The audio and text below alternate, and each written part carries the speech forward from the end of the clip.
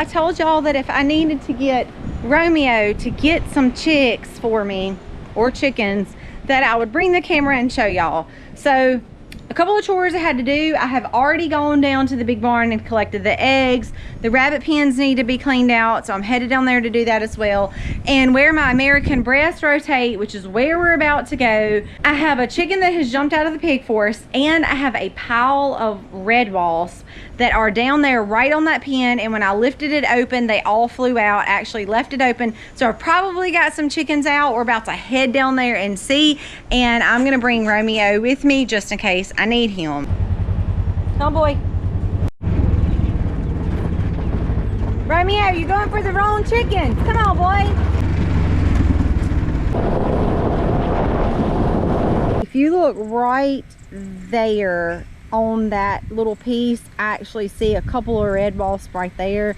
I'm gonna have to go spray those. Thankfully, I told y'all threw it back. It's still open. The chickens didn't get out, and I actually don't see the chicken that was running around, so I don't even know where he went. So it doesn't look like Romeo is gonna be needed just yet, but I do, ooh, I see red wasps flying.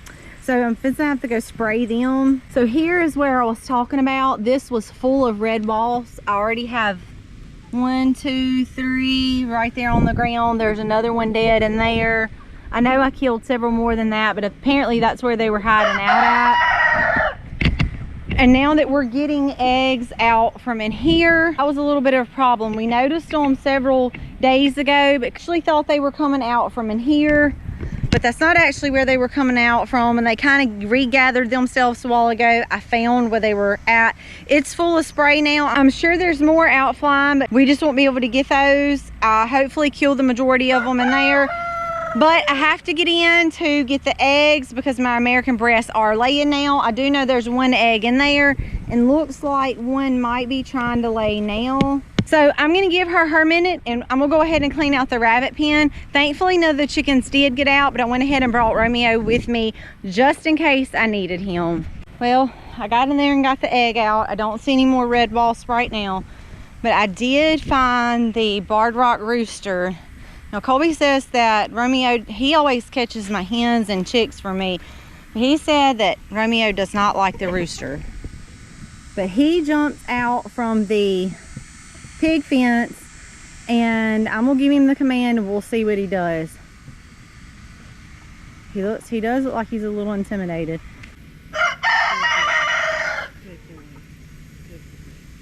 Good boy, Romeo. Well, that didn't take a whole lot of effort, thankfully. He sure didn't go after it like he does my hens. I guess because you can see that he is definitely a little bit more aggressive than what my hens would be. Nonetheless, we got him back where he was supposed to go. He did try to peck at Juliet just a little bit, I think just to kind of put her in her place. She did back off just a little bit, but it sure does make life a whole lot easier when I can say, go get it, and he knows the command to, we're after the chickens and I want them to be still. So he is a huge help, and I'm very thankful for that. Finishing out today doing some meal prepping. I've already baked some bread, but I'm gonna prep tonight for a breakfast casserole in the morning. We're doing one of my favorites, which is a breakfast supper. We are going to, I was actually gonna do sausage and biscuits, but Sayla was like, Mama, please do sourdough pancakes. So I already have my sourdough out. I'm gonna whip together some pancakes. I'm gonna whip together some pancakes and also do some sausage. You singing on camera?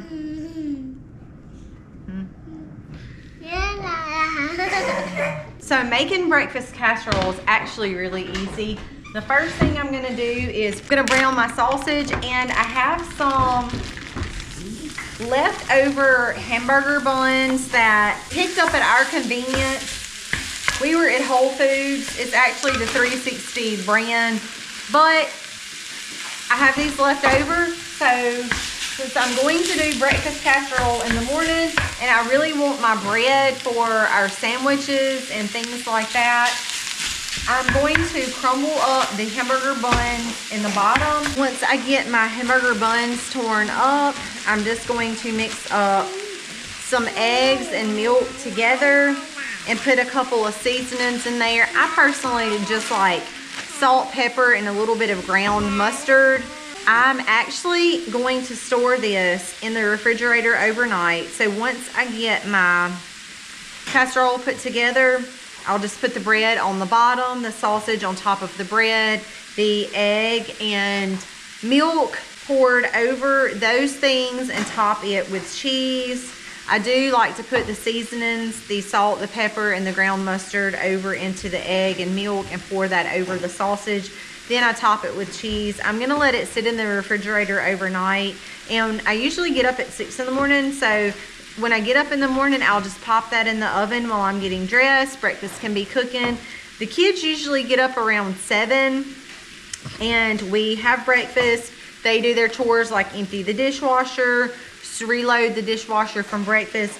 Then we're usually in our schoolroom by 8 o'clock. But I like to, when I know I'm gonna have big meals like for in the morning for breakfast, I usually don't try to cook breakfast casserole real early in the morning. I usually try to prep some of those things the night before. Sometimes I will also lay meats out the night before. So that way, if I know whatever I'm cooking for supper the next night, I'm not trying to scramble the next day and get those things out of the freezer, because I usually am so busy doing other things that the last thing I think about is actually laying out the meat for the night until I'm ready to cook it. You know how that works.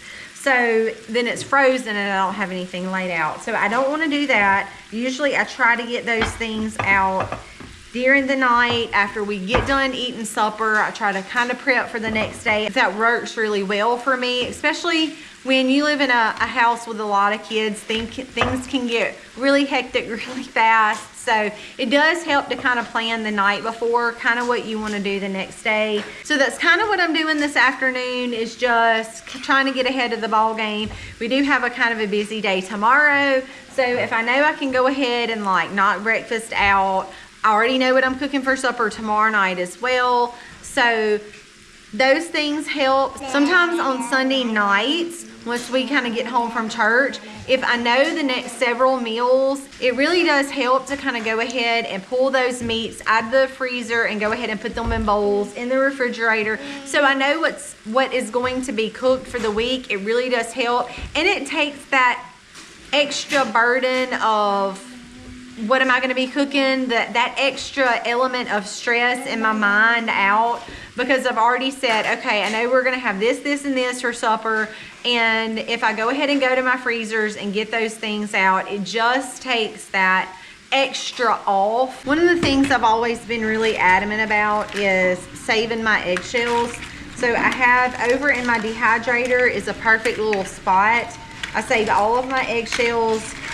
After a couple of days, if they start smelling, I literally just turn the dehydrator on and dry out the shells and maybe any extra that was left in the shell. It also helps them to crunch really easy. I obviously, every time I use eggs, y'all see how much we go through. I can't like stick them in the oven and tend to them every single time. So I usually wait until I get a little bit of a collection, and we'll turn the dehydrator on at one time and go ahead and get those dried out, because it does help control the smell and it makes them crush incredibly easy. But I never want to be wasteful with my eggshells, so I always save them all. I either give them back to the chickens, put them in the compost, feed them to my worms, or put them directly into the soil if I know I'm going to be planting something like tomatoes, or I'm trying to build up a new bed. I will just take all of these crushed eggshells and get them as small as I can and incorporate them directly into the soil. And I'm actually making my casserole. I like to put instead of putting my eggs over in the casserole, I actually put my eggs and milk together in a bowl and then go ahead and blend them up. My kids are real picky about if there's any egg white that's not fully blended in. I have somebody complain about it. So I learned a long time ago, I just go ahead and blend those up. Put all my eggs in a bowl, pour some milk over in there, put my seasonings over in there, and blend them up with an emulsion blender. until there's not pieces of egg white that can be seen, and then that's when I actually pour it over on my bread for my casserole.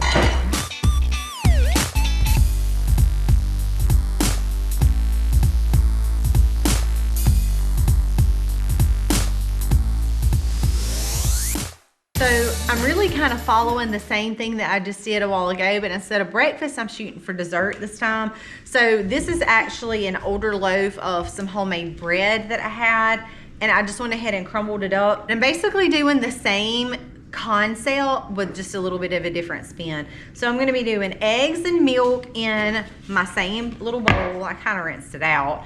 And then I'm gonna be adding some flavors. Now what I'm putting in mine with my egg and my milk is some vanilla. This is some organic almond extract that I have not been able to find organic almond extract, but I checked on my Azure and it was available on Azure. So I have a couple bottles of these, and it's actually fairly inexpensive compared to what I was thinking it was gonna be. It was pretty reasonable. Then I'm gonna be doing some salt.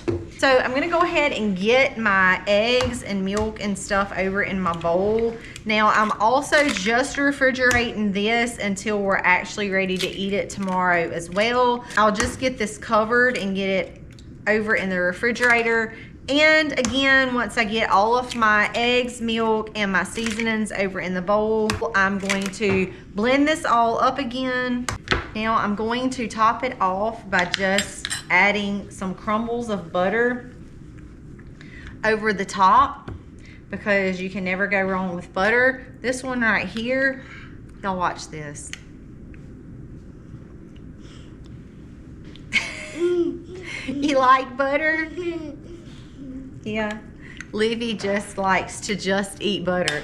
It's not salted. It's literally straight raw butter with nothing in it, and she loves it. Anytime I pull the butter out, Livy is after the butter. But we're gonna top this off with thank you. You can't eat that, girl.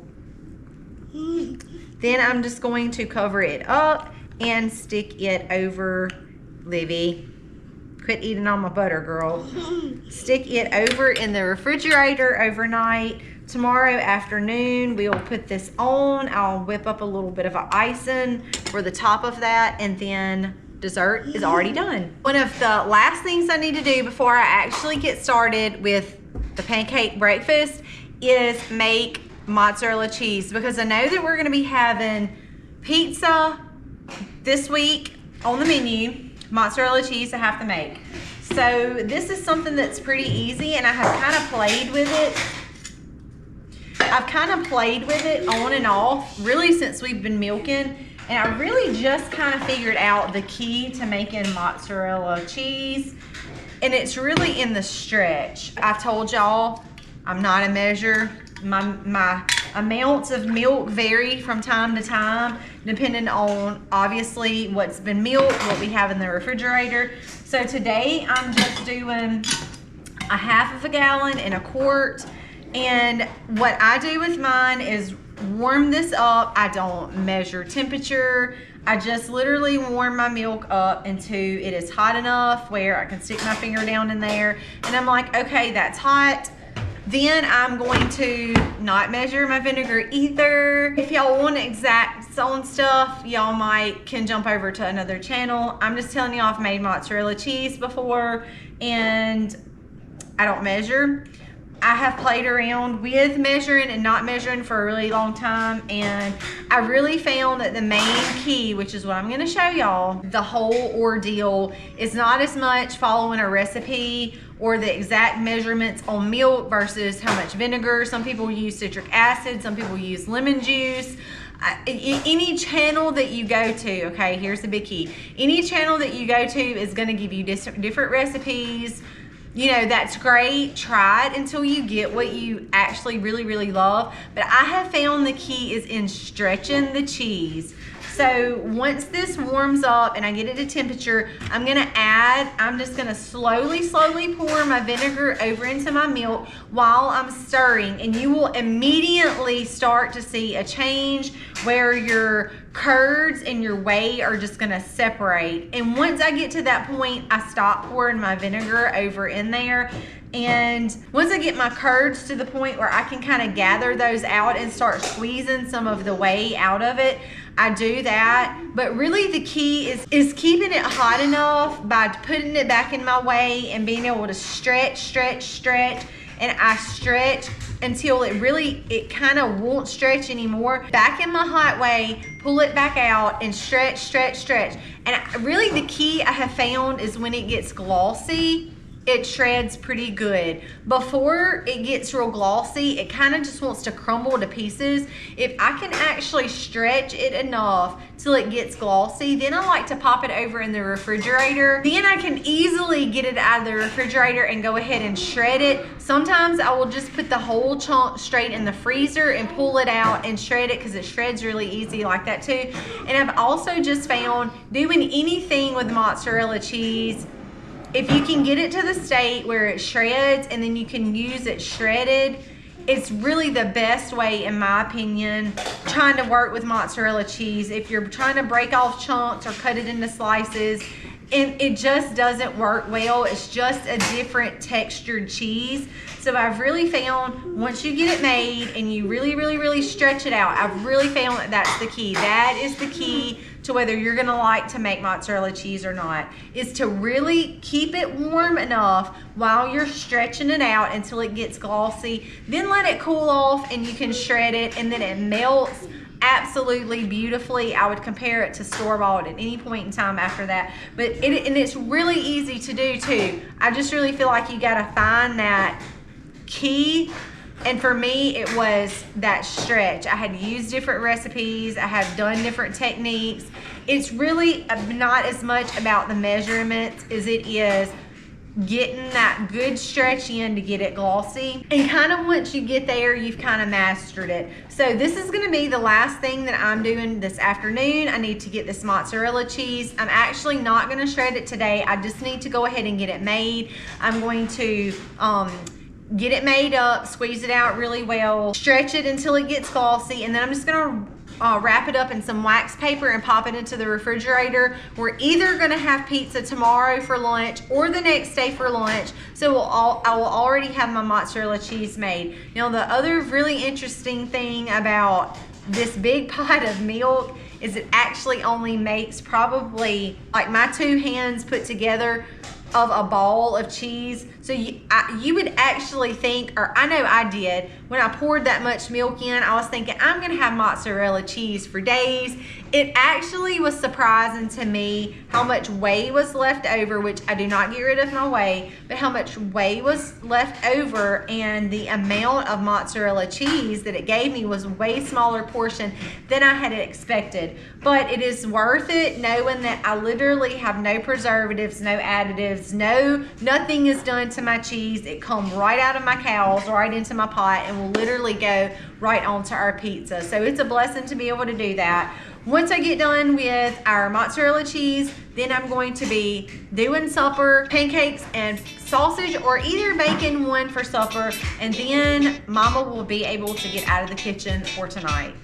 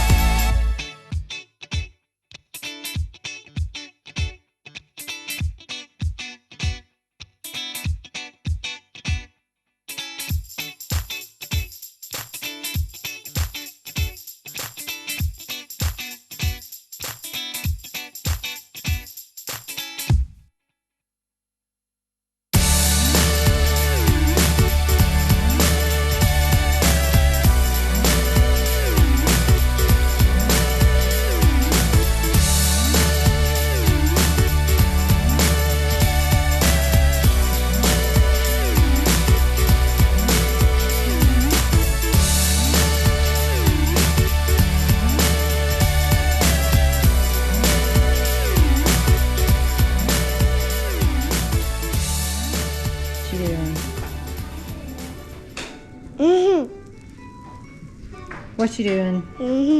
Cooking?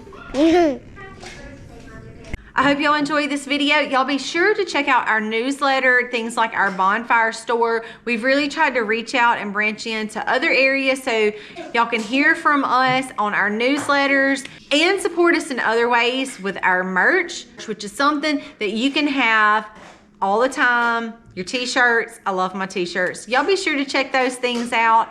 Hope y'all have a wonderful day. God bless and happy homesteading, y'all.